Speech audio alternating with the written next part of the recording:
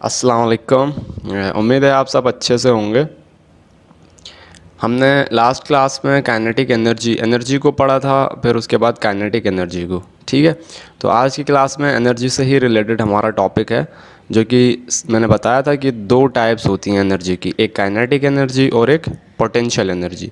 तो last class में हमने काइनेटिक एनर्जी कर ली थी। आज की क्लास में हम पोटेंशियल एनर्जी करेंगे और बाद में एंड में हम न्यूमेरिकल सॉल्व करेंगे काइनेटिक एनर्जी से रिलेटेड और पोटेंशियल एनर्जी से रिलेटेड। ठीक है, तो चलो शुरू करते हैं पोटेंशियल एनर्जी को।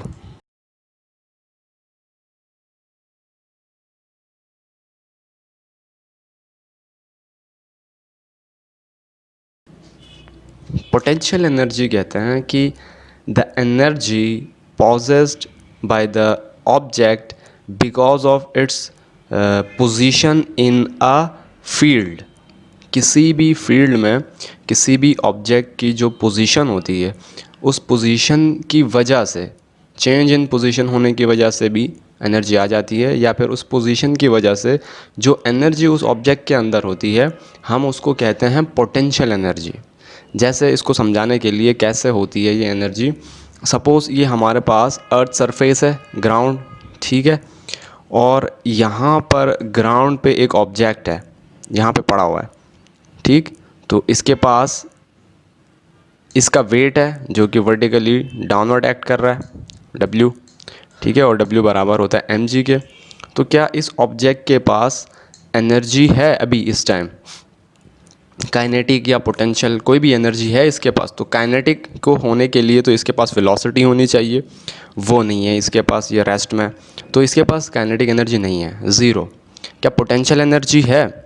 तो हम कह सकते हैं कि पोटेंशियल एनर्जी इस सरफेस ऑफ अर्थ के लिहाज से इसके पास वो भी नहीं है, ज़ीरो है इस सरफेस ऑफ अर्थ के लिहाज से। लेकिन अगर मैं सपोज़ इस ऑब्जेक्ट के नीचे से एक खड्डा कर दूं, यूं करके एक होल कर दूं, तो ये ऑब्जेक्ट क्या हो जाएगा, उस होल के अंदर गिर जाएगा। तो इसका मतलब इसके पास एनर्जी है इस सरफेस के ऊपर भी, ठीक है, इसलिए वो नीचे गिरा। नीचे गिरा मतलब इसने वर्क डन किया, डिस्प्लेसमेंट हुआ, इसका वर्क डन हुआ। वर्क डन जहाँ होता है वहाँ पर एनर्जी होती है।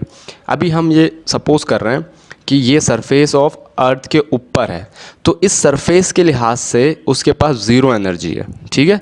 अगर मैं नीचे खड्डा करता हूँ तो मेरी सरफेस फिर ये हो जाती है, तो इस सरफेस को मैं कंसिडर करूँ तो इस रिस्पेक्ट से इसके पास एनर्जी है, और ये मास में हटा दूँ तो वो नीचे आ जाएगा, ठीक है। तो अभी हम ग्राउंड को सरफेस मान लेते हैं और मानते हैं इसके पास एनर्जी ज़ीरो है, कोई भी एनर्जी नहीं है, काइनेटिक भी नहीं है, पोटेंशियल भी नहीं। अब मैं क्या करता हूँ, इसको हल्के हल्के फोर्स लगा के, आराम आराम से फोर्स लगा के इस ऑब्जेक्ट को हाइट पे लेके आता हूँ, ठीक है। इस हाइट पे यहाँ तक लेके आया, और हाइट कितनी है ग्राउंड से सरफेस से, h, ठीक। तो पहले उसकी पोजीशन यहाँ थी, अब उसकी पोजीशन क्या हो गई है, यहाँ पे आ गई है। तो चेंज इन पोजीशन आया। तो अब इस नई पोजीशन पे जब आया ऑब्जेक्ट, तो अभी इसके पास एनर्जी है।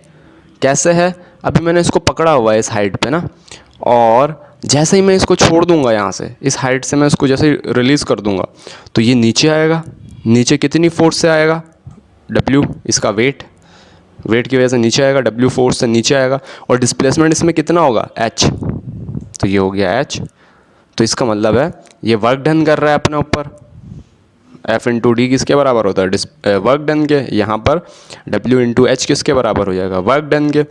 तो इसके पास एनर्जी है, क्यों? क्योंकि ये वर्क डन कर रहा है अभी। अब अगर हम इसको यहाँ से रिलीज़ कर दें, तो ये जो एनर्जी इसके अंदर है वो क्यों है, क्योंकि इसकी पोजीशन की वजह से, ग्रेविटेशनल फील्ड में इसकी पोजीशन की वजह से इसके पास एनर्जी। तो ये एनर्जी जो फील्ड की वजह से किसी ऑब्जेक्ट में होती है, हम उसको कहते हैं पोटेंशियल एनर्जी, ठीक है। पोजीशन इन द फील्ड, किसी भी फील्ड में ऑब्जेक्ट की पोजीशन की वजह से उसके अंदर जो एनर्जी स्टोर हो जाती है, उस एनर्जी को हम कहते हैं पोटेंशियल एनर्जी। अब पोटेंशियल एनर्जी के भी दो टाइप्स हैं, ठीक है। एक तो है ग्रेविटेशनल पोटेंशियल एनर्जी, पहली टाइप, G से ग्रेविटेशनल, P से पोटेंशियल और E से एनर्जी। तो ये जो मैंने एग्जांपल दी तुम्हें, ये ग्रेविटेशनल पोटेंशियल एनर्जी की मैंने एग्जांपल दी है। तो ग्रेविटेशनल पोटेंशियल एनर्जी क्या होती है? तो आप कह सकते हो सर ग्रेविटेशनल पोटेंशियल एनर्जी जो है वो किसी भी ऑब्जेक्ट के अंदर स्टोर्ड एनर्जी होती है because of its position in the gravitational field. ठीक है, तो उसको हम कहते हैं ग्रेविटेशनल पोटेंशियल एनर्जी। समझ गया ये कि किसी भी ऑब्जेक्ट में एनर्जी स्टोर्ड हो जाए, क्यों? अगेंस्ट ग्रेविटेशनल फील्ड उस पर वर्क डन किया जाए तो उसके अंदर जो एनर्जी स्टोर हो जाएगी, उसको हम कहेंगे ग्रेविटेशनल पोटेंशियल एनर्जी। ठीक है, इसमें एनर्जी स्टोर क्यों हुई? क्योंकि इस पर अगेंस्ट ग्रेविटी वर्क किया गया। ठीक है, इसलिए इसके अंदर ग्रेविटेशनल पोटेंशियल एनर्जी स्टोर्ड हो गई।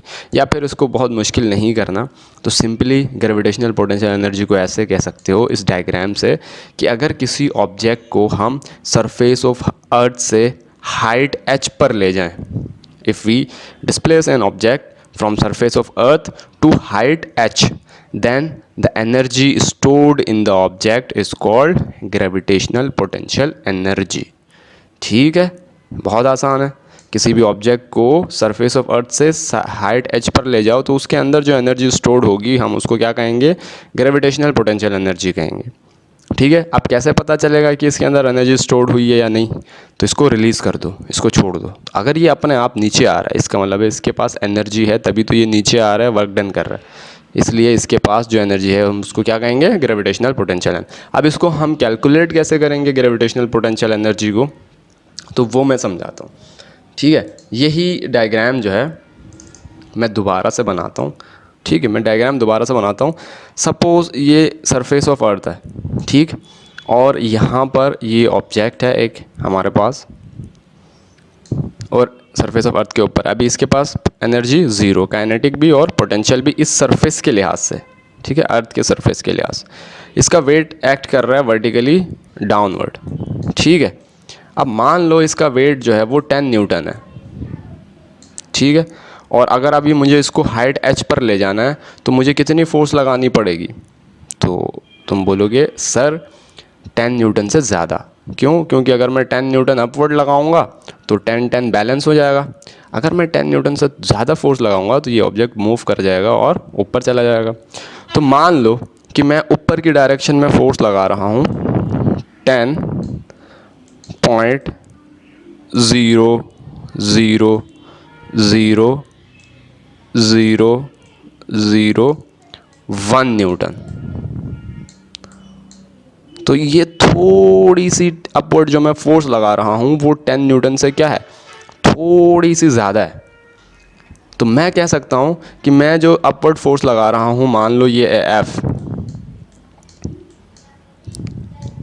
और डाउनवर्ड जो है वो है W इसका वेट, और अपवर्ड फोर्स वेट से थोड़ी सी ज़्यादा है, लेकिन इतनी कम ज़्यादा है, मतलब ऑलमोस्ट वेट और ऊपर की डायरेक्शन में लगाने वाले फोर्स दोनों क्या हैं? बराबर हैं। मैं अगर तुमसे पूछूं कि इसमें अपवर्ड फोर्स कितनी लग रही है, तो तुम कह सकते हो सर अपवर्ड फोर्स भी जो है ना वेट के बराबर ही लग रही है, तकरीबन वर्ड में यूज़ कर रहा हूँ, तकरीबन वेट के बराबर ही लग रही है। क्यों? क्योंकि 0.00001 न्यूटन थोड़ी ज़्यादा है तो उससे कोई फ़र्क नहीं पड़ता, लेकिन आहिस्ता आहिस्ता फ़र्क पड़ेगा। कैसे? इस 0.00001 न्यूटन से जब ये ऑब्जेक्ट यहाँ तक आएगा तो इसको टाइम बहुत ज़्यादा लगेगा यहाँ तक आने में। ठीक है, बहुत स्लो मूव करेगा, स्लो। क्यों? क्योंकि ऊपर की डायरेक्शन में लगने वाली नेट फोर्स बहुत कम है। लेकिन मान लो एक दिन लग गया इसको यहाँ से यहाँ तक आने में, तो फिर एक दिन में आ सकता है। तो कितनी हाइट उसने कवर की? सर इसने हाइट कवर की है h, जो कि ग्राउंड से। ठीक है, अब मान लो यहाँ पर आ गया तो इस पर वर्क डन कितना हुआ? तो sir work done is equals to F.D। ठीक है, और F क्या है? सर F जो है वो यहाँ पर वेट के ही बराबर है। F तो वो फोर्स है जिससे जो ऊपर की डायरेक्शन में लग रही है, बट वो फोर्स वेट के ही बराबर है तकरीबन। तो हम एफ़ को बोल सकते हैं कि एफ़ अपवर्ड जो लग रही है वो वेट के ही बराबर है। और सर डी कितना हुआ इसमें, तो डी एच के बराबर है, तो यहाँ पर एच हो गया ये, तो ये वर्क डन हुआ। ठीक है, ये स्मॉल w वेट को रिप्रेजेंट कर रहा है और ये कैपिटल W वर्क को रिप्रेजेंट कर रहा है। अब वेट को हम बोल सकते हैं mg, ठीक है, और h, तो ये जो वर्क डन हुआ mgh इस ऑब्जेक्ट के ऊपर किया, किसी बंदे ने किया, मैंने किया, तुमने किया, इसके ऊपर वर्क डन किया। मैं इसको फोर्स लगा के यहाँ तक लेके आया या तुम इस पर फोर्स लगा के इसको यहाँ तक लेके आए। जो वर्क डन तुमने किया वो वर्क डन अब इसके अंदर स्टोर हुआ। तुमने वर्क डन कितना किया, ये W is equals to mgh तुमने वर्क किया। अब ये वर्क डन इसके अंदर क्या हो गया, स्टोर हो गया। जैसे ही तुम इसको छोड़ दोगे तो वो उस स्टोर्ड वर्क डन को यानी स्टोर्ड एनर्जी को इस्तेमाल करके दोबारा नीचे आ जाएगा। ठीक है, तो वो जो वर्क डन इसमें स्टोर्ड हुआ है, तुमने किया है और इसमें स्टोर्ड हुआ है, इस वर्क डन को हम कहते हैं पोटेंशियल एनर्जी। तो मैं इसी वर्क डन को कह सकता हूँ पोटेंशियल एनर्जी। ठीक है, अब ये एनर्जी जो है वो इस ऑब्जेक्ट के अंदर स्टोर्ड है। Potential energy is equals to mgh। ठीक है, क्लियर है। तो PE किसको कहते हैं, पोटेंशियल एनर्जी कहते हैं कि energy of the object because of its position in the gravitational field. Earth की ग्रेविटेशनल फील्ड में उसकी जो पोजीशन है उसकी वजह से जो एनर्जी उसमें स्टोर्ड है उसको पोटेंशियल एनर्जी कहते हैं। हम उसको कैलकुलेट कैसे करेंगे, तो simply PE is equals to mgh हमने कैलकुलेट करना मैंने यहाँ पर सिखा दिया। ठीक है, अगर h 0 हो जाए यानी इस सरफेस के लिहाज से h 0 हो जाएगा, मतलब क्या है, मतलब है ये ऑब्जेक्ट जो है वो ग्राउंड के ऊपर है। तो जब ऑब्जेक्ट ग्राउंड के ऊपर होता है तो पोटेंशियल एनर्जी क्या होती है, ज़ीरो। क्यों, यहाँ पे ज़ीरो पुट करोगे तो ये सब ज़ीरो होगा। लेकिन जब ऑब्जेक्ट हाइट पर होगा, थोड़ी सी भी हाइट हो, अगर वो ग्राउंड से थोड़ा सा भी ऊपर है तो उसके पास पोटेंशियल एनर्जी होगी। और वो कैसे निकालेंगे, mg और जो भी h है मल्टीप्लाई कर देंगे तो आपके पास पोटेंशियल एनर्जी आ जाएगी। ये बात समझ आ गई। लेट सपोज अगर मैं तुमसे कहूँ अब कि हमारे पास एक ऑब्जेक्ट है जिसका मास जो है 10 kg है, ठीक, और हाइट उसने ऊपर की डायरेक्शन में उस पर फोर्स लगाई गई, हाइट उसने कवर किया, वो जो है वो भी 10 मीटर है। तो इस ऑब्जेक्ट में कितनी पोटेंशियल एनर्जी स्टोर्ड हुई, तो आप कह सकते हो PE is equals to sir mgh।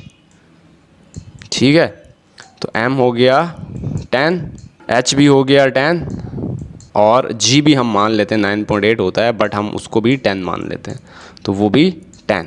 तीनों को आपने मल्टीप्लाई किया तो क्या हुआ, 10 10 10, ये हो गया 1000 जूल जो है वो इसके अंदर पोटेंशियल एनर्जी स्टोर्ड हुई। इसकी एग्जांपल्स हमारे पास बहुत सारी हैं। जैसे हमारे घरों में क्या होता है, ओवरहेड वाटर टैंक होता है छत के ऊपर, ये छत के ऊपर वाटर टैंक है, और अंडरग्राउंड वाटर टैंक, यहाँ ये ग्राउंड है और वाटर टैंक यहाँ पर है। हम क्या करते हैं, पंप लगाते हैं, तो वो पंप क्या करता है, पाइप से जोड़ देते हैं हम इन दोनों को यहाँ पर, और ये पंप जो है वो ग्राउंड में जो पानी यहाँ पर है इस पर फोर्स लगाता है और वो पानी ऊपर हाइट तक पहुँचा देता है h। फिर हम क्या करते हैं, यहाँ से एक पाइप लगाते हैं, वो पाइप नीचे आती है और हमारे घर में हम यहाँ पे एक नल लगा देते हैं। ठीक है, इस तरह से एक नल लगा देते हैं, तो फिर हमारे पास क्या होता है, पानी, पंप वर्क डन करता है पानी के ऊपर, तो वो पानी h पर आ जाता है। अब इस पानी के पास एनर्जी है, जैसे ही हम यहाँ से नल खोलते हैं तो फिर हमारे पास नीचे पानी आता है, फिर यहाँ पे हम हाथ धो देते हैं, बर्तन धोते हैं, तो फिर हम अपना वर्क करते हैं। उस पानी के पास जो एनर्जी है उस एनर्जी से फिर हम अपना वर्क करते हैं जो भी हमें नीड है। तो ये एक एग्जांपल के तौर पर आप कह सकते हो कि कोई भी ऑब्जेक्ट हाइट पर जाता है तो उसके पास एनर्जी स्टोर्ड होती है, उसको हम पोटेंशियल एनर्जी कहते हैं। ठीक है, अब उसके बाद दूसरी टाइप को हम कहते हैं, पोटेंशियल एनर्जी की जो दूसरी टाइप है उसको हम कहते हैं elastic potential energy. E elastic, P potential, E energy, EPE elastic potential energy. ये एनर्जी क्या होती है, तो ये भी पोटेंशियल एनर्जी है, और ये कैसे हम कब होती है ये समझते हैं ज़रा। अब मान लो हमारे पास एक स्प्रिंग है, ठीक है, ये एक स्प्रिंग है,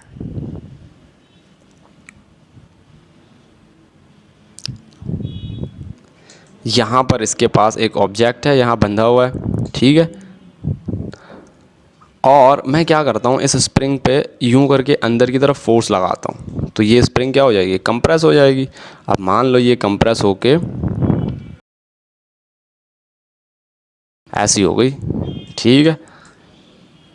अभी भी मैं फोर्स लगाए हुए हूँ इस पर, इसको रोके हुए हूँ, ठीक है, फोर्स से रोका हुआ है। अब ये कंप्रेस हुई है, तो इस स्प्रिंग के अंदर, इस स्प्रिंग की इस कंप्रेस होने की वजह से इस मास के अंदर जो है वो एनर्जी क्या हो गई है, स्टोर्ड हो गई है। कैसे मुझे पता चलेगा, जैसे ही मैं यहाँ से इस फोर्स को रिमूव कर दूंगा, इस फोर्स को मैं रिमूव कर दूंगा, क्या होगा, ये स्प्रिंग दोबारा से पीछे आ जाएगी और पीछे चलती जाएगी, फिर दोबारा ये थोड़ी वाइब्रेट होगी। तो वो जो वाइब्रेशन हो रही है, एक बार मैंने इसके ऊपर, इस मास के ऊपर वर्क डन मैंने किया, फोर्स लगा के इसको कंप्रेस किया, या मैं स्ट्रेच भी कर सकता था, स्ट्रेच करता और फिर छोड़ता तो दोबारा अंदर की तरफ ये कंप्रेस हो जाती, ठीक है।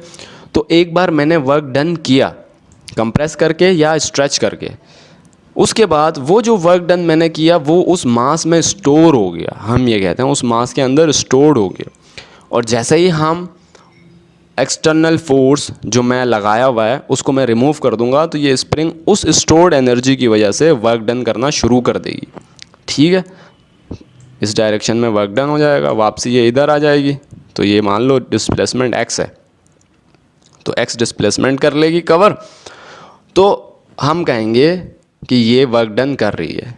x डिस्प्लेसमेंट हो रहा है, इसका मतलब फोर्स लग रहा है F, तो F इंटू एक्स करेंगे तो पता चलेगा इस स्प्रिंग के अंदर कितनी एनर्जी स्टोर्ड है। इस एनर्जी को जो किसी स्प्रिंग को कंप्रेस करने की वजह से या स्ट्रेच करने की वजह से उसके साथ जो अटैच्ड मास है उसमें जो एनर्जी स्टोर्ड हो जाती है, हम उसको कहते हैं elastic potential energy. Elastic potential energy को आप ऐसे भी डिफाइन कर सकते हो कि energy stored in the compressed or stretched spring because of its elasticity। ये जो प्रॉपर्टी है, स्प्रिंग अपनी दोबारा से एनर्जी स्टोर करके दोबारा वापसी अपनी पोजीशन पे आ रही है, इसको हम कहते हैं इलास्टिसिटी। हम अगले चैप्टर में पढ़ेंगे जब हम मटेरियल्स के बारे में पढ़ेंगे कि इलास्टिसिटी क्या होती है, अभी बस इतना याद रखना, ठीक है। तो elastic potential energy is the energy stored in stretched और compressed spring is called elastic potential energy. हम इसको कैसे निकालेंगे, तो इसका फार्मूला मैं, क्योंकि डेरिवेशन ये हमारे कोर्स में अब नहीं है, रिड्यूस सिलेबस में, तो इसलिए मैं डेरिवेशन नहीं करा रहा, डायरेक्ट फार्मूला लिखवा रहा हूँ। इलास्टिक जैसे ऊपर वाली जो है वो कोर्स में शामिल है ग्रेविटेशनल पोटेंशियल एनर्जी, तो इसलिए मैंने वो ड्राइव भी कराई है, लेकिन ये शामिल नहीं है, तो मैं डायरेक्ट इसका फार्मूला लिख रहा हूँ और समझा दूँगा। Elastic potential energy is equals to किसके बराबर होती है, हाफ के एक्स का स्क्वायर, ठीक है। ये के क्या है, ये क्या है, स्प्रिंग कांस्टेंट, इसको हम कहते हैं स्प्रिंग कांस्टेंट, और इसकी वैल्यू आपको दे दी जाएगी, ठीक है। ये मटेरियल की प्रॉपर्टी है, तो ये वैल्यू आपको मिल जाएगी अगर न्यूमेरिकल आता है, ठीक है। स्प्रिंग कांस्टेंट, और जो एक्स क्या है, वो एक्स ये है जो आपने कंप्रेस किया है, कितना कंप्रेस किया है, वो जो डिस्टेंस है, मान लो ये 2 मीटर है तो x 2 मीटर हो जाएगा, 3 मीटर है तो x 3 मीटर हो जाएगा, ये कंप्रेस्ड पोजीशन है, ठीक है।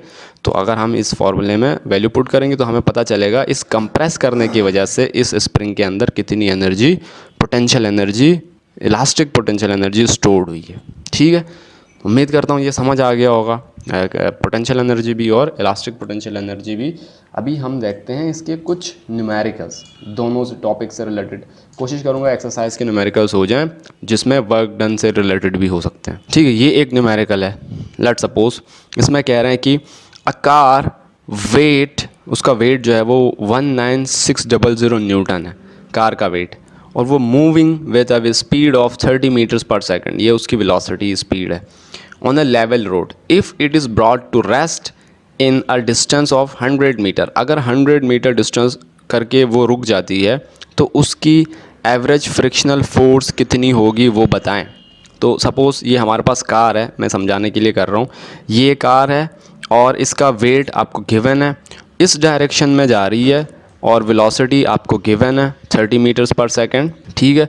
और यहाँ से ये जो है वो मूव होके सपोज़ यहाँ तक आ गया, ये कार यहाँ तक आई, तो उसने डिस्प्लेसमेंट कितना किया वो भी हमें गिवन है 100 मीटर, ठीक है।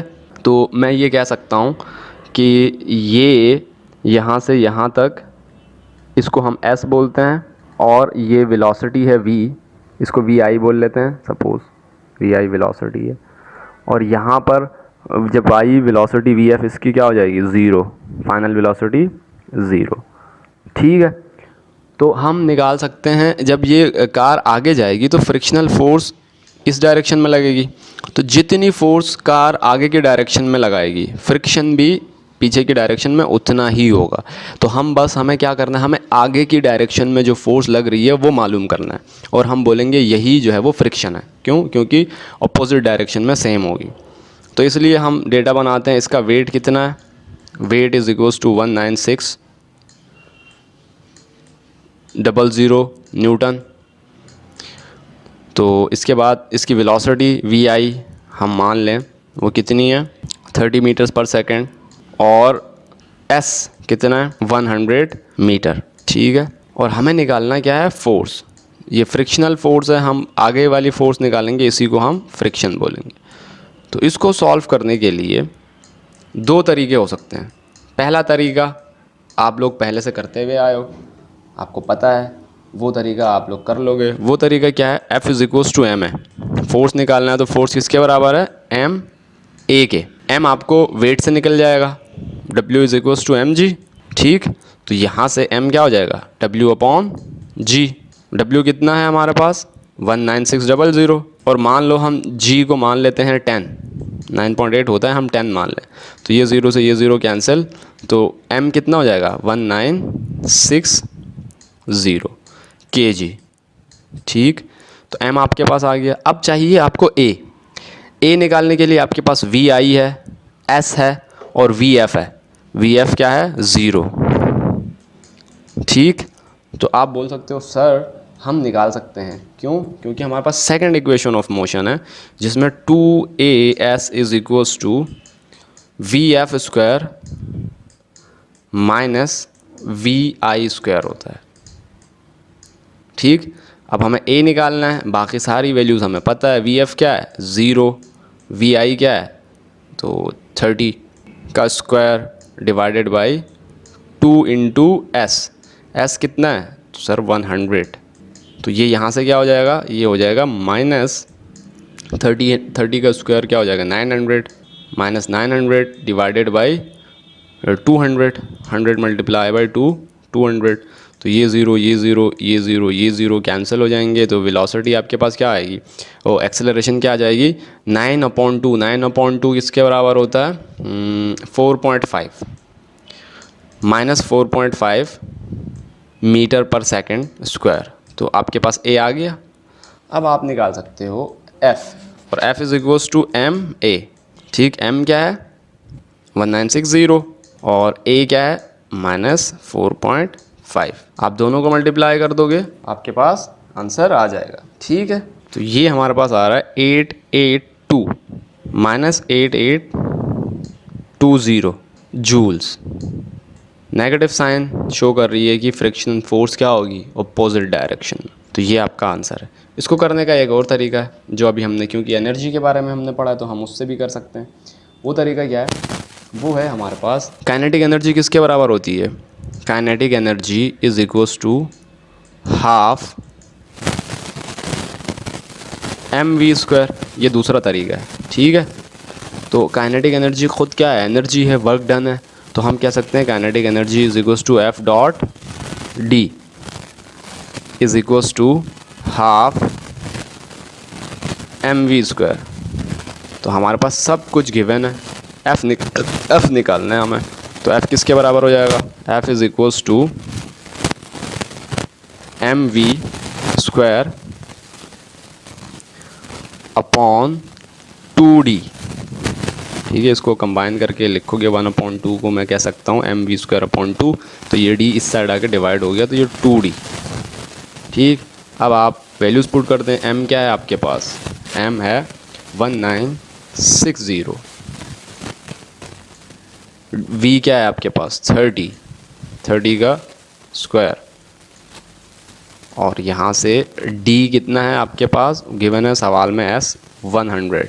तो देखो वही चीज़ दोबारा यहाँ से भी आ जाएगी आपके पास, 30 का स्क्वायर 900 हो जाएगा। तो आप इसको कैलकुलेट करें डायरेक्ट, तो मैं कर लेता हूँ 1960 मल्टीप्लाई बाई 900, तो सेम आंसर आ रहा है 8820 जूल्स। ठीक है, ओ सॉरी न्यूटन, मैंने ऊपर भी गलत फार्मूला यूनिट लिख दिया है, यहाँ पर भी फोर्स का यूनिट क्या होता है, न्यूटन होता है, तो ये न्यूटन। ठीक है, समझ आ गया होगा न्यूमेरिकल, आप इसको दोनों तरीक़ों से कर सकते हो। अब आ जाओ कुछ एक्सरसाइज के न्यूमेरिकल्स की तरफ चलते हैं। ठीक है, पहला न्यूमेरिकल कह रहे हैं, मैं सारे न्यूमेरिकल्स आप नहीं कराऊंगा, आपको हिंट दूंगा, आप खुद करोगे। How much work is done to displace horizontally body 40 metre by force of 200 newton whose angle with the horizontal is 30 degree. तो मैं आपको यहाँ पर इसकी डायग्राम बनाऊँ, तो वर्क डन हमें मालूम करना है। ठीक है, और जो फोर्स लग रही है वो हॉरिजॉन्टल वो फोर्स लग रही है 200 न्यूटन 30 डिग्री पे, और ऑब्जेक्ट हॉरिजॉन्टली डिस्प्लेस हो रहा है। तो मान लो अगर ये ऑब्जेक्ट है तो इस पर फोर्स लग रही है यूँ, और ये फोर्स कितनी है 200 newton, F is equals to 200 newton. ठीक है, और डिस्प्लेसमेंट कहाँ हो रहा है ऑब्जेक्ट का, यूँ, और मान लो यहाँ तक डिस्प्लेसमेंट हुआ, तो ये डिस्टेंस कितना है 40 मीटर, और आपने निकालना है ये एंगल भी गिवन है, वो कितना है 30 डिग्री, आपने निकालना है W, तो W is equals to F dot D cos theta. ठीक, सारी वैल्यूज़ गिवन है, आप पुट करें और आपके पास आंसर आ जाएगा। तो ये हो गया पहला सवाल। दूसरे सवाल में कह रहे हैं कि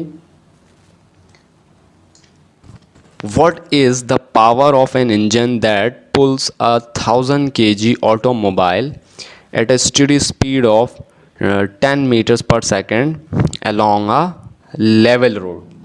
तो हमने पढ़ा हुआ है कि ऑब्जेक्ट है, पावर किसके बराबर होती है, पावर इज इक्वल्स टू, हमने दो फॉर्मूले पढ़े हैं, एक F डॉट V और एक W अपॉन T। तो यहाँ पर F डॉट V यूज़ होगा। ठीक है, और यहाँ पर जो F है वो मास गिवन है, तो F जो है वो उसके वेट के बराबर होगा, और v जो है वो वेलोसिटी, वो भी गिवन है, तो यहाँ से वेट mg के बराबर हो जाएगा, और m आपको गिवन है ऑब्जेक्ट का, g आप 9.8 या 10 ले सकते हो, और v से तीनों को मल्टीप्लाई करोगे तो यहाँ से आपके पास पावर आ जाएगी। ठीक है, अगला सवाल मैं जल्दी जल्दी कर रहा हूँ क्योंकि वीडियो लंबी हो रही है। अगला सवाल जो है उसमें कह रहे हैं कि with what constant velocity can a 1960 watt motor raises a mass of 100 kg। ये बिल्कुल ऐसे ही आया। ठीक है, कि हम ये मैं करा देता हूँ, हमारे पास पावर गिवन है इंजन की, मोटर की पावर कितनी है, वो है 1960 वाट, ये उसकी पावर है जो ऊपर की तरफ लेके जा रहा है पानी मोटर, और जितना पानी लेके जा रहा है वो है उसका मास m, जो कि 10 kg है, 100 kg सॉरी।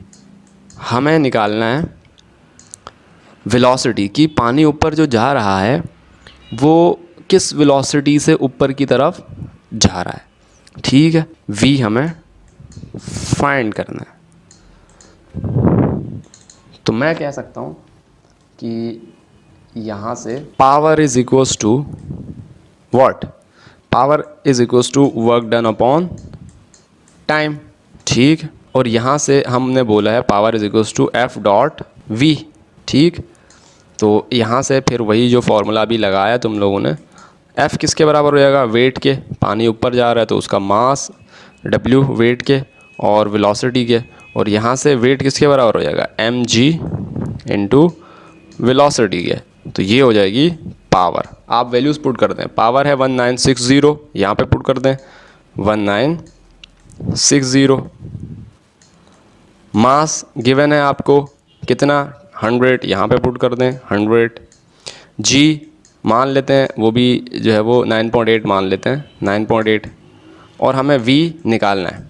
तो यहाँ से ये क्या हो जाएगा, ये नहीं, एक ज़ीरो कैंसिल हो जाएगा एक ज़ीरो से, तो 196 डिवाइडेड बाई 98 करो ज़रा, आपके पास वी आ जाएगी 2 मीटर पर सेकंड। ठीक है, तो ये भी बहुत ही आसान था। उसके बाद अगला 8.4 है। 8.4 के लिए a boy of mass 50 kg on a motor bike, एक लड़का है जिसका मास 50 kg है, वो मोटर बाइक के ऊपर है, इस मूविंग विथ 20 मीटर्स पर सेकेंड, उसकी वेलोसिटी 20 मीटर पर सेकेंड है। काइनेटिक एनर्जी बताओ।